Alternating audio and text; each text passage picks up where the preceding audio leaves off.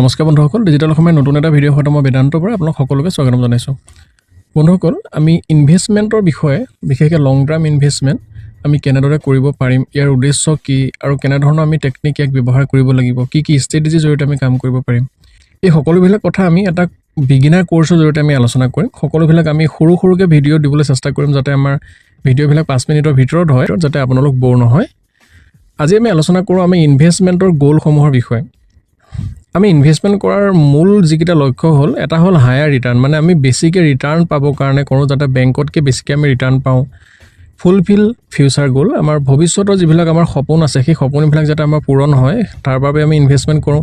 তাৰপিছত আমাৰ ল'ৰা ছোৱালীৰ কাৰণে পঢ়া শুনা বা বিয়া বাৰু এনেকুৱা ধৰণৰ যিবিলাক অনুষ্ঠান আছে ভালদৰে আমি মনৰ আশামতে পাতিবৰ কাৰণে আমি ইনভেষ্টমেণ্ট কৰোঁ। আৰু ৰিটায়াৰমেণ্ট প্লেনিং, যাতে আমি কৰি থকা অৱস্থাত কিছু এটা পইচা জমা কৰাৰ পিছত আমাৰ যেতিয়া ৰিটায়াৰমেণ্ট হ'ব, আমাৰ যেতিয়া বয়স হ'ব, সেই বয়স হোৱাৰ পিছত যাতে আমি কিবা এটা পইচা পাওঁ আমি চলিবৰ কাৰণে বা ট্ৰিটমেণ্টৰ কাৰণে।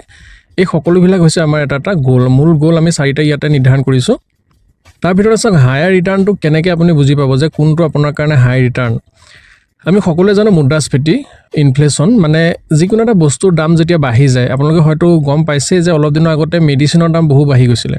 ঠিক তেনেকৈ প্ৰত্যেকটো বস্তুৱে আপুনি যদি যায়, প্ৰত্যেকটো বস্তুৰে তেনেকৈ দামবিলাক বাঢ়ি গৈ থাকে, 3 মাহ 6 মাহ বা বছৰ তেনেকৈ বাঢ়ি যায়। কিন্তু বছৰি আমি ইনফ্লেশ্যন ৰেটটো সাধাৰণতে 8% হিচাপে ধৰা যায়, কিন্তু প্ৰেক্টিকেল ভেলুত তাতকৈ বেছি হোৱাৰ সম্ভাৱনা থাকে।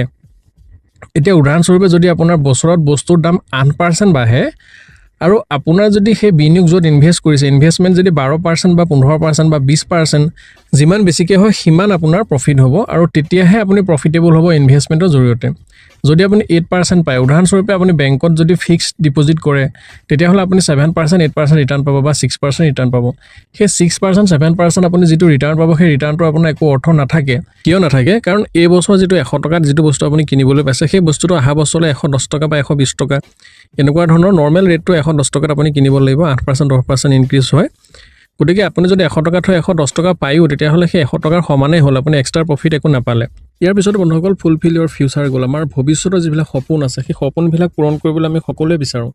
আমাৰ সকলোৰে এটা ভাল ঘৰ বনোৱাৰ সপোন থাকে, ভাল গাড়ী কিনাৰ সপোন থাকে, সম্পত্তি লোৱাৰ সপোন থাকে। এই সকলোবিলাক আমাৰ যিবিলাক সপোন আছে বা বিভিন্ন ধৰণৰ বিভিন্ন সপোন আছে, বিভিন্নজনৰ বিভিন্ন সপোন আছে, সেই সপোনসমূহ পূৰণ কৰিবলৈ হ'লে আমি কি কৰিব লাগে? আমি এটা নিৰ্দিষ্ট পৰিমাণৰ নিৰ্দিষ্ট টাইমলৈকে আমি কমকৈ পইচা জমা কৰিলে একমুঠত আমি ইনভেষ্টমেণ্টৰ জৰিয়তে পইচা পাওঁ, য'ত আমি ভাল ৰিটাৰ্ণ যদি পাওঁ সেই ইনভেষ্টমেণ্টৰ জৰিয়তে ভাল পইচা হোৱাৰ সম্ভাৱনা থাকে।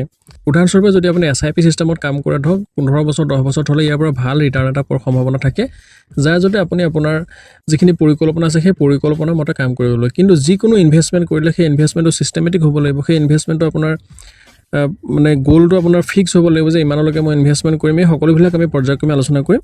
মুঠতে আমি ইনভেষ্টমেণ্টৰ জৰিয়তেহে আমি বিচৰা কিবা এটা কাম একেমতে কৰিব পাৰোঁ।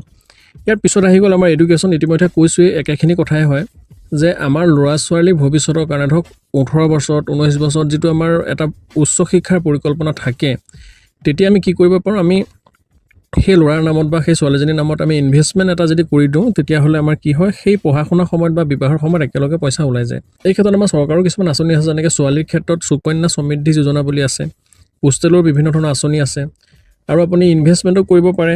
ইনভেষ্টমেণ্টৰ বিভিন্ন ইনষ্ট্ৰুমেণ্ট আছে, মিউচুৱেল ফাণ্ড আছে, ষ্টক মাৰ্কেট আছে বা ৰিয়েল ইষ্টেটো আছে। আপুনি বিভিন্ন ধৰণৰ ইনষ্ট্ৰুমেণ্টত আপুনি যদি ভালদৰে জানিব, তাৰপিছত আপুনি কৰিব পাৰে ইনভেষ্টমেণ্ট। আৰু সেই নিৰ্দিষ্ট 15 বছৰ 16 বছৰলৈকে যাতে সেইটো সময়ত ল'ৰা ছোৱালী সতি সন্তানৰ পঢ়া শুনাৰ ক্ষেত্ৰত আপোনাৰ হেডেক নহয়, আপুনি সেই যিটো জমা কৰিছিল, ইনভেষ্টমেণ্ট কৰিছিল, ইনভেষ্টমেণ্টৰ ৰিটাৰ্ণটোৱে যাতে আপুনি পঢ়া শুনা কৰাব পাৰে। ইয়াৰ পিছতে আহি গ'ল ৰিটায়াৰমেণ্ট প্লেনিং। আমি সকলোৱে জানো ৰিটায়াৰমেণ্ট প্লেনিং মানে কি? আমি যেতিয়া কাম কৰিব পৰা হৈ আছোঁ, তেতিয়া আমি এটা এমাউণ্ট আমাৰ নিৰ্দিষ্ট দৰমহাৰ ধৰক 10% বা 15% আমি জমা কৰি গ'লোঁ। যেনেকৈ ধৰক NPSত জমা হয় বা CPFত জমা হয়। তেনেকৈ জমা কৰাৰ পিছত যেতিয়া আমি সেই চাকৰিটো আমাৰ কৰিব পৰা অৱস্থা নাথাকিব, আমাৰ বয়স হ'ব বা আমি ৰিটায়াৰমেণ্ট হ'ম, তেতিয়া তাৰ পৰা যাতে আমি সেই যিটো জমা থাকিলে সেই জমাটোৰ পৰা যাতে আমি কিবা এটা পইচা পাই থাকোঁ, সেই চিষ্টেমটো হৈ গ'ল আপোনাৰ ৰিটায়াৰমেণ্ট প্লেনিং। ৰিটায়াৰমেণ্ট প্লেনিং বহুত আছে। আমাৰ বৰ্তমান সময়ত NPSতো তেনেকুৱা ধৰণৰ ৰিটায়াৰমেণ্ট প্লেনিং আছে, CPF আছে বা বিভিন্ন ধৰণৰ বিভিন্ন কোম্পানীৰো আছে। যেনেকৈ আপুনি প্ৰাইভেট যদি কোম্পানীবিলাক চায়, সেই কোম্পানীবিলাকত প্ৰাইভেট যেনেকৈ কোটাকেই হওক বা SBI হওক, প্ৰত্যেকৰে এটা তেনেকুৱা ধৰণৰ প্লেনিং আছে। LICও তেনেকুৱা ধৰণৰ স্কিম আছে, পেঞ্চন স্কিম। পৰ্যায়ক্ৰমে আমি সকলো স্কিমবিলাক আলোচনা কৰিম। আজি আমি থুলমূলকৈ আলোচনা কৰিলোঁ যে ইনভেষ্টমেণ্ট আমি কি কাৰণে কৰিব লাগে, আমাৰ গ'লসমূহ কি হয় ইনভেষ্টমেণ্টৰ কাৰণে। আৰু ইয়াৰ পিছৰ ভিডিঅ'টোৰ জৰিয়তে আমি আলোচনা কৰিম ইনভেষ্টমেণ্টৰ কি পইণ্ট আছে, আমি কি পইণ্টখিনি ইনভেষ্টমেণ্টৰ চাবলগীয়া হয়, আমাৰ ইয়াত কেনেকুৱা ধৰণৰ ৰিস্ক থাকে, সেই সকলোবিলাক আমি ইয়াৰ পিছৰ ভিডিঅ'টো আলোচনা কৰিম। আজিলৈ ইমানে, ধন্যবাদ।